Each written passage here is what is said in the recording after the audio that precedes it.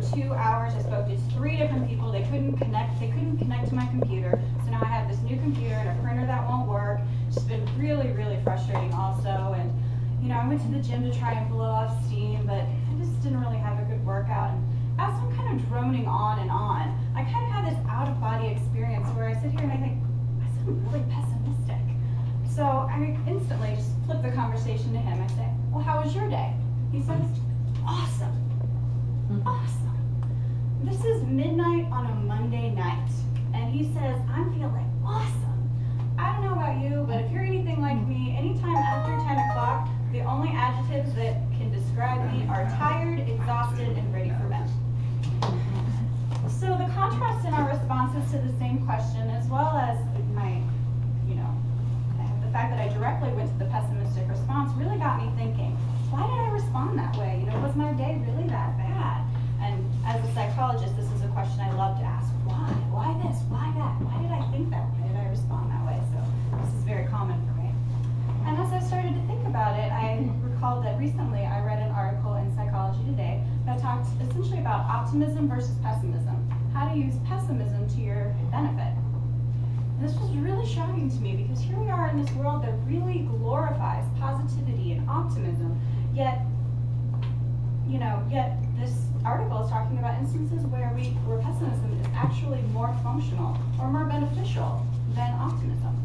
For instance, if you're up for a job interview or a promotion or a certain award, it's actually better to go into that situation a little bit more pessimistic to scale down your expectations so that if you don't get the job or the award, it kind of cushions the blow to your ego. Whereas if you had been optimistic, then that's going to be a bit more of a devastating hit to take. Another instance in which pessimism is more beneficial than optimism is when you're planning a big event. And here I know that many individuals in the room here are currently planning a big event on Sunday, right? The Extreme Speakers. And so I thought this was particularly relevant because when you're planning a big event, what is it that you're doing? You're coming up with a bunch of issues or questions. What could possibly go wrong? So that you can be better prepared so that you can avoid those potential mistakes or those potential negative outcomes. So for the Extreme Speakers event, we have to figure out, well, who's going to run the registration booth? Are we going to have people there to help to clean up afterward? Are we going to have an enthusiastic MC who's going to help to just kind of bring us through all of the events seamlessly? Do we have a microphone for the MC? Do we have a trophy for the winner? Who's going to engrave that trophy? And again, these are just some of the things that I've seen in the emails alone. So then I kind of started to think a little bit more about my day-to-day. In fact, the training that I'm working on, I find that I use pessimism a lot in terms of trying to figure out what potential questions could participants have, what types of resources are they going to need, what kinds of information are they going to want, so that I can better prepare the content for them and make the training more beneficial. And if that wasn't enough, I've spent the last 7 years in graduate school, the last 3.5 of which working on a dissertation, where I questioned every thought that I had, every sentence that I wrote. If I'm going to say, this is what I think is going to happen, I have to know what the literature says to contradict that, and then I have to have a counter argument. When I wrote my hypotheses, well, why did I choose those hypotheses? Why did I choose to include those variables? Why did I use that statistical procedure? What alternatives did I consider, and why did I choose to not use those alternatives?